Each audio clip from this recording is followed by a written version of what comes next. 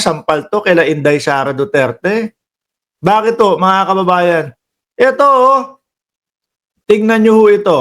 Masaklap to sa paningin ng mga DDS, no? Masaklap ho ito sa paningin ng mga DDS, mga kababayan. Ay bakit kanyo? Kasi ang lagi hong sinasabi ng mga DDS, no? Eh bakit si Bongbong Marcos yung confidential at intelligence files niya hindi nyo sinisita, hindi nyo inaalam, no?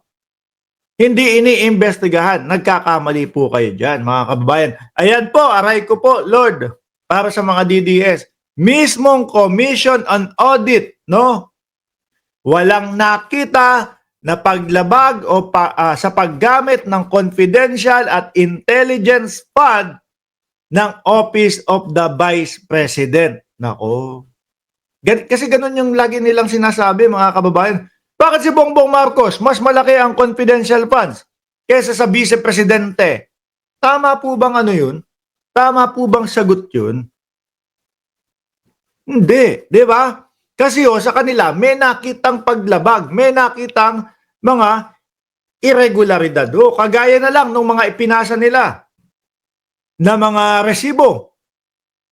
Di ba? Kagaya na lang ng mga ipinasa nila na may Mary Grace Piatos, Jugs de Asim. Alam nyo kung ano ibig sabihin ng Jugs de Asim?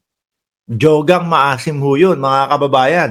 Yung dito kapag inangat mo yung jogs, tapos ginanunan mo, ginilatan mo, inamoy mo, medyo maasim-asim ho yun, mga bossing. Biruin mo yun. Halatang pinagkatuwaan ho yung mga pangalan doon sa resibo. Nagtanong sa PSA, eto bang lahat ng ito, merong marriage certificate? Meron ba itong mga birth certificate? Meron bang mga death certificate? Halos ho. Lahat, wala, mga kababayan. Parang nagpasa lang po sila ng santambak na papel na may mga signature at may mga imbentong mga pangalan ho, mga kababayan. Di ba? Masaklap to. No, pag nakita at narinig ho ng mga DDS, panigurado iyakan ho yan. Bakit? Kasi nababawasan na naman yung kanilang irereklamo. Nabawasan nung 20 pesos na bigas. Kaso, kasalanan din ni Inday Sara Duterte. Bakit ho hininto yun? Biruin mo ba naman? Binatikos pa ng binatikos. Inilabas yung 20 pesos na bigas bago mag-eleksyon. Sabi naman ni Abby Binay, meron pa bang pinipiling oras yan? Dapat kapag ka nandyan na agad. Di ba, Sir Tony Ninobla na nanonood sa atin from Japan? In-issue ni Inday Sara Duterte. Ano sabi? Bakit mag-e-eleksyon inilabas? Matutuwa na sana yung mga DDS kasi meron na silang 20 pesos na bigas na wala pa. No? Pero wag po kayong magpapa-fake news dun sa iba. Baka ang sabihin niyang mga yan, tingnan nyo yung 20 pesos na bigas ni Bongbong Marcos, inalis na agad sa merkado. Palpak, hindi po palpak. Mga bossing, hindi po palpak. Kasi po, ipinahinto lang, pansamantala, at pagkatapos ng eleksyon, ibabalik din po, mga kababayan. No? Sabi ni Virtual Truth, confidential fund, presidente talaga ang meron dahil siya ang commander-in-chief. Correct ho, no? Pero yung kay Inday Sara Duterte na naglolobohan po yung mga confidential funds niya, simula pa lang ho, nung siya ay mayor, no? Naglalaro po sa 420 to 460 million, 4 na taon, mga kababayan, hindi maipaliwanag. Yun ang issue talaga dyan, no? Kaya lang, ang ginagawa hong technique o taktika ng kampo ni BP Sara, mga bossing, naghahanap ng butas sa pamamagitan po ng kung ano-ano ang ibinibintang, lalo na ho sa Congress, mga bossing. Yung isa nga doon sa Congress, di ba? Si Joel Chua. Base po sa aking pagkakaintindi, yung sa Mansanas, doon sa pangangampanya ni Inday Sara Duterte, doon sa Tondo, Maynila. Pagkakaintindi ko, tumatakbo sa isip ni Vice Presidente si Joel Chua. Kaya nasabi niya, bigay mo to kay Joel Chua, isaksak mo sa bunganga niya hanggang mamatay siya. Pero inyo po yun, Mm. Yung mga Duterte, sobrang stress na po, mga kababayan. Sobrang stress na po. Bakit? Kagaya na lang niyan, confidential funds. Hanggang ngayon, hindi pa din ho nila alam kung paano ipapaliwanag. Eh kung alam po nila yan ipaliwanag, mga bossing, nagdali-dali pa po sila doon sa Congress. Baka sila pa po ang nagsabi, halika na, umpisahan na natin to. Huwag na nating patagalin ito. Di po ba? Halika, ito, ipapaliwanag ko sa inyo, isa-isa. Ipapaliwanag ko sa inyo bakit ganyan yung mga pangalan. No? At meron kaming envelope na nakahiwalay na isinumite sa COA para ipaliwanag kung sino yung mga nandyan. Wala po. Eh kung ako ang vice-presidente, mga bossing, at meron naman akong paliwanag, at kaya ko ipaliwanag orada, gagawin ko. Hindi ko naaantayin pa na umabot pa sa magkaroon ako ng impeachment. Eh kaso po, iba talaga ang nagiging hakbang nila para pagresolba nitong mga itinatanong sa kanila. Ang gagawin nila, magbibintang sa Congress. Sasabihin, ganito, ganyan. No? Yung mga congressman na yan, 150 million ang tinanggap niyan kada isang pirma para impeach ako. O, di po ba, mga kababayan? Tapos hanapan mo ng ebidensya. Madam BP, paano po ba natin ipapakita sa kanila yung ebidensya natin na kagaya niyang sinasabi mo? Wala.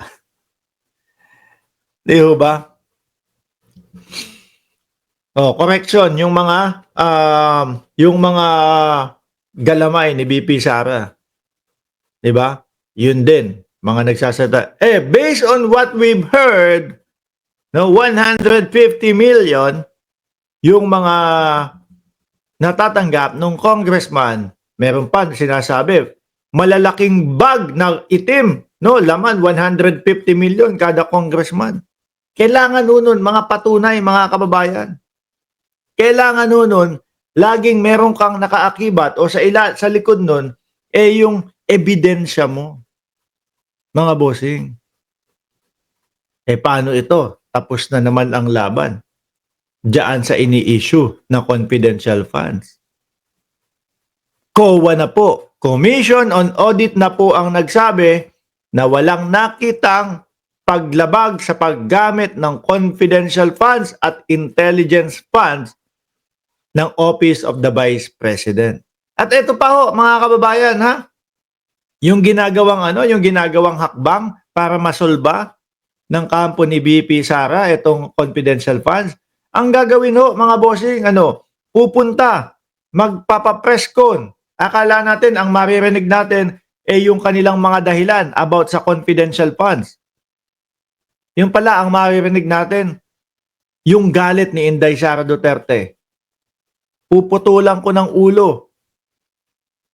Gusto kong, para fair naman kay Inday, no? Hindi rektang sinabing puputulan ko ng ulo.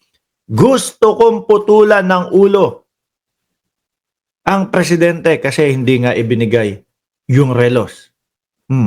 Huhukayin ko yung bangkay ng kanilang ama. Itatapon ko sa West Philippine Sea. Na imbes na sana ang maririnig natin yung paliwanag nila tungkol doon sa sinasabing confidential funds. Mga bossing. Wala. Dahil nga hirap silang ipaliwanag doon, yun, ang nangyayari po ay napupunta sila doon sa inilalabas nila yung galit nila. Pag may nangyari sa akin, may inutusan na ako, patayin si Bongbong Marcos, patayin si Lisa Araneta Marcos at si Martin Romualdez. Ayun, dagdag kaso na naman ho. Kapag ho tayo may problema, mga kababayan, gagawin natin, rektahin natin, resolbahin yung problema. Huwag ho tayong kung saan-saan pupunta. Ano po? Dahil baka magaya kayo kay Inday Sara Duterte na imbis na so-solve yung kanilang problema, nadadagdagan at nadadagdagan pa. Yung pagbabanta niya sa buhay ng Pangulo, unang ginang at kay Martin Romualdez, ano na ho nangyari doon, mga kababayan? O, di ba ang NBI? Nag-file ng kaso doon, mga bossing. Pinatawag sila sa NBI. Pakipaliwanag po, Madam BP. Hindi pinuntahan. Di ba? Hindi pinuntahan. Ang dahilan ho nila, ang katwiran ho nila, meron po kasi kaming meron po kaming pa-party para doon sa mga press. Di po ba mga kababayan? Na sana, kung talagang alam nila kung ano ang sasabihin at ipapaliwanag nila, nasabi na ho nila doon. Hindi na umaabot. No? Hindi na umaabot, mga kababayan. Sabi ni Corazon Ocampo, mali ang sinasabi mo na walang nakita sa COA sa Office of the Vice President. Hindi, ayan po nakalagay, Office of the President. Nabanggit ko ba Office of the Vice President? Naku, paumanhin po. O ayan. Ang COA, walang nakita na maling paggamit ng confidential funds at intelligence fund ng Office of the President. Yan po, mga kababayan. Baka nagkaano lang ako. Doon sa Office of the Vice President, hindi nga ho nila mapaliwanag yung resibo. Hindi ho nila maipaliwanag kung sino si Kokoy Villamin. No? Hindi ho nila maipaliwanag kung sino si Jugs de Asim. Ang gagawin nila, hindi maipaliwanag. Magrarant, magwawala sa social media. Ayun ang nangyari. Imbes na confidential funds lang ang ipapaliwanag ho, mga bossing chief amo, sir, damay ho. Nadagdagan pa ho ng pagpapaliwanag doon sa pagbabanta sa buhay ng Pangulo, mga kababayan. Ayan. Walang misuse of confidential and intelligence funds sa office ng presidente. Ang vice, meron, malaki ang nawaldas at nakurakot. Sabi ni Jean Capiato. Sabi ni Shiro Kansaki, yung OBP, meron, notice of disallowance. Sabi ni Maris, Madam, nakatkong ni assistant, command responsibility mo yun, kung correct yung kay Bingbong Cresologo. Oo. Diba?